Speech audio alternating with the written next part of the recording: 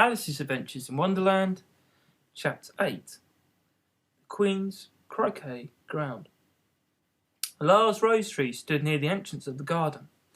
The roses growing on it were white, but there were 3 gardeners at it, busily painting them red. Alice thought this a curious thing and she went nearer to watch them. And just as she came up to them, she heard one of them say, "Look out now, 5, don't go splashing paint all over me like that." "I can't help it," said 5 in a sulky tone. 7 jogged my elbow. On which point 7 looked up and said, "That's right, 5. Always lay the blame on others." "You better not talk," said 5. "I heard the Queen say only yesterday you deserved to be beheaded."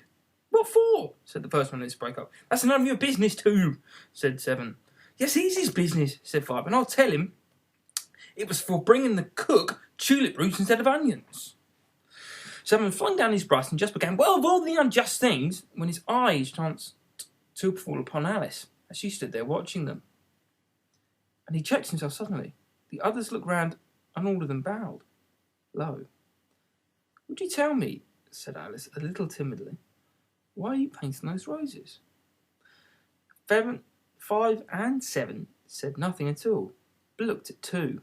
2 began in a low voice, "Well, the fact is, you see, miss, these ought to have been a red rose tree, and we kind of put a white one in by mistake, and if the Queen was to find out, well, we should all have our heads cut off, you know. So you see, miss, we're just doing our best for she comes to..." And at the moment, 5, who'd been anxiously looking around the garden, called out, "The Queen! The Queen!" And the 3 gardeners instantly threw themselves flat upon their faces on the ground. There was a sound of many footsteps, and Alice looked round, eager to see the Queen. First came 10 soldiers carrying clubs. They were all shaped like the 3 gardeners, oblong and flat, with their hands and feet at the corners. Next came the 10 courtiers. They were all ornamented all over with diamonds, and walked 2 and 2, as the soldiers did. After this came the royal children.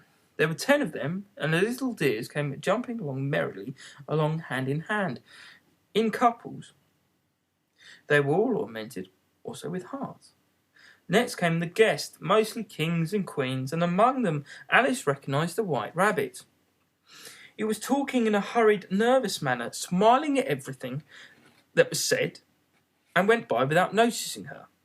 Then followed the Knave of Hearts, carrying the king's crown on a crimson velvet cushion.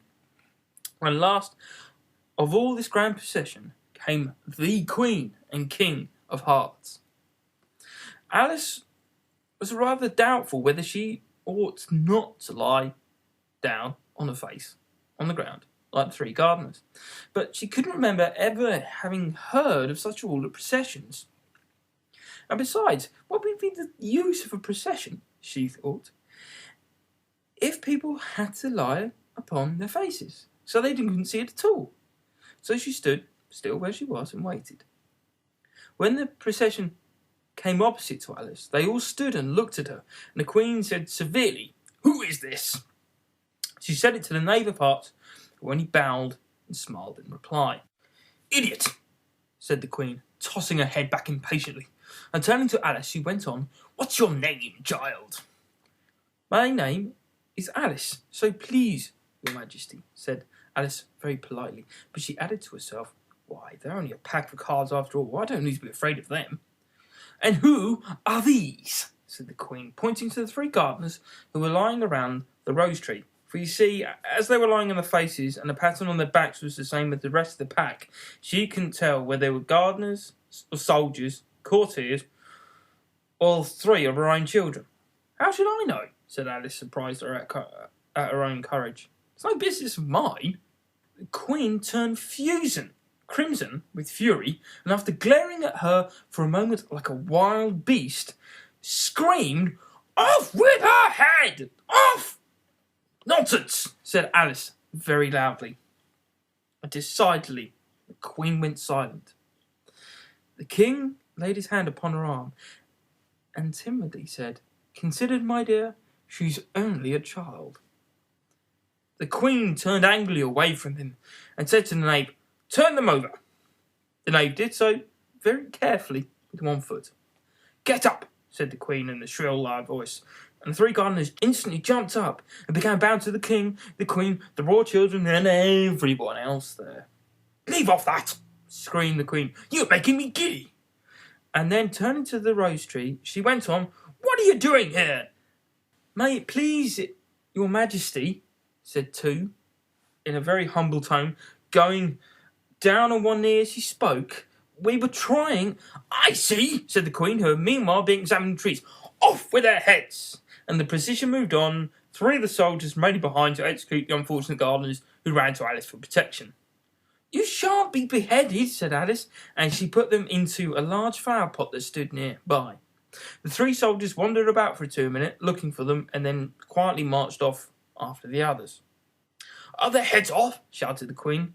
"The heads are gone, if you please it, your Majesty," the soldier shouted in reply. "That's right," shouted the Queen. "Can you play croquet?" The soldiers were silent and looked at Alice if the question was evidently meant for her. "Yes," shouted Alice. "Come on, then," roared the Queen, and Alice joined the procession, wondering very much what was about to happen next. "It's a very fine day," said a timid voice at her side. She was walking by the White Rabbit, who was peeping anxiously into her face. "Very," said Alice. "Where's the Duchess?" "Hush, hush," said the Rabbit in a low, hurried tone.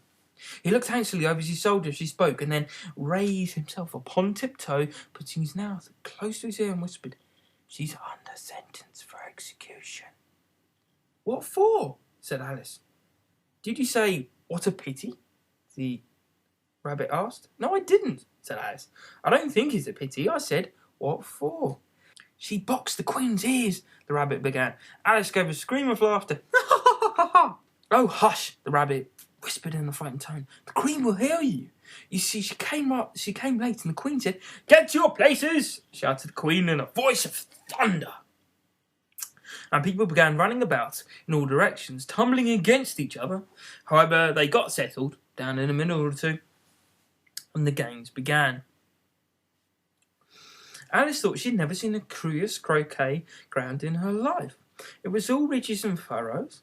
The balls were live hedgehogs, the mallets live flamingos, and the soldiers had to double themselves up and stand on their hands and feet to make the arches.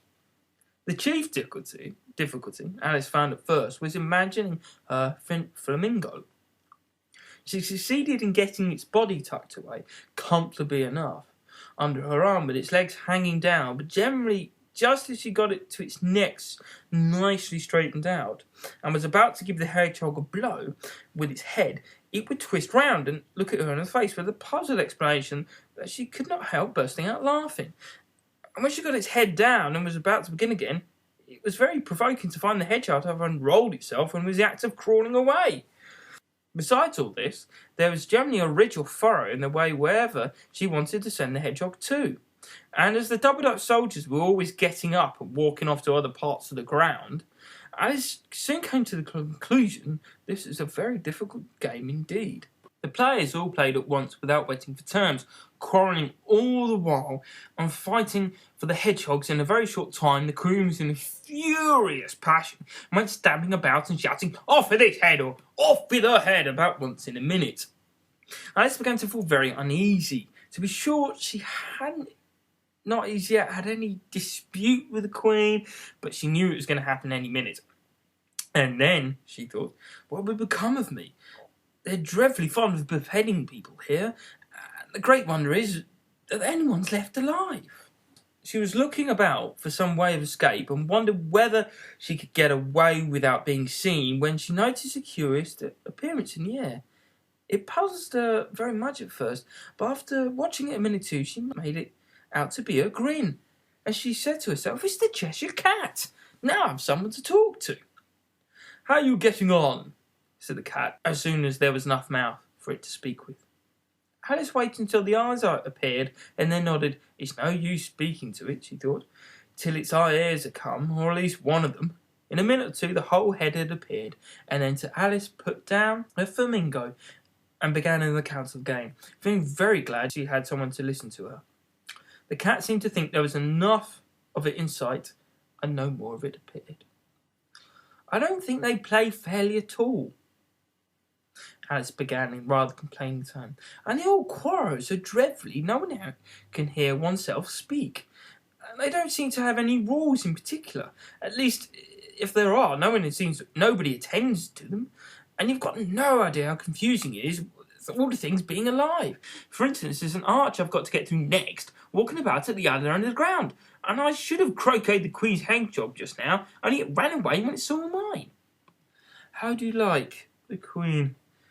said the cat in a low voice. "Not at all," said Alice. "She's extremely—" Just then she noticed the Queen was close behind her, listening, and she went on, "Likely to win, that it's hardly worthwhile finishing the game." The Queen smiled and passed on. "Who are you talking to?" said the King, going up to Alice and looking at the cat's head with great curiosity. "It's a friend of mine, a Cheshire cat," said Alice. "Allow me to introduce it." "I don't like the look of it at all," said the King. "However, it may kiss my hand if it likes." "I'd rather not," said the cat remarked. "Don't be impertinent," said the King, "and don't look at me like that." He got behind Alice as he spoke. "A cat may look at a king," said Alice. "I read that somewhere in a book, I don't remember where." "Well, it must be removed," said the King very decidedly, and he called the Queen, who was passing at that moment. "My dear, I wish you would have this cat removed." The Queen had only one way of settling all difficulties, great or small. "Off with his head," she said without even looking around. "I'll fetch the executioner myself," said the King eagerly, and he hurried off.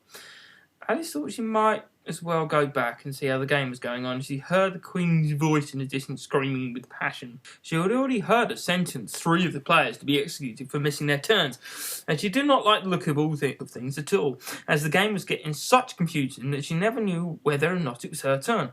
So she went in search of a hedgehog. The hedgehog was engaged with a fight with another hedgehog, which seemed to Alice an excellent opportunity for croqueting one of them with the other.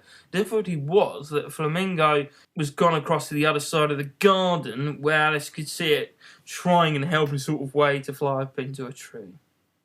By the time she had caught the flamingo and brought it back, the fight was over, and both hedgehogs were out of sight. But it doesn't matter much, thought Alice, as all the archers have gone from this side of the ground. So she tucked it under her arm, that it might not escape again, and went back for a little more conversation with her friend. When she got back to the cat, she was quite surprised to find quite a large crowd collected around it. There was a dispute going on between the executioner, the King and the Queen, all talking at once, while the rest were quite silent and looked very uncomfortable. The moment Alice appeared, she was appealed to by all 3 to settle the question, and they repeated their arguments to her, though as they all spoke at once, she found it very hard to make out exactly what they said. The executioner's argument was that he couldn't cut off her head unless there was a body to cut it off from, that he'd never had to do such a thing before, and he wasn't going to begin at his time of life. The King's argument was that anything that had a head could be beheaded, and he weren't to talk such nonsense. The Queen's argument was that if something wasn't done about it in less than no time, she'd have everybody executed all around. It was this last remark that made the whole party look so grave and anxious. Alice could think of nothing else but say, "It belongs to the Duchess. You better ask her about it." "She's in prison," said the Queen to the executioner. "Fetch her." The executioner went off like an arrow. The cat's head began fanning away the moment he was gone. By the time he came back with the Duchess, it entirely disappeared. So the King and the executioner ran wildly up and down looking for it, while the rest of the party went back to the game. Chapter 9, coming soon. Hope you liked it.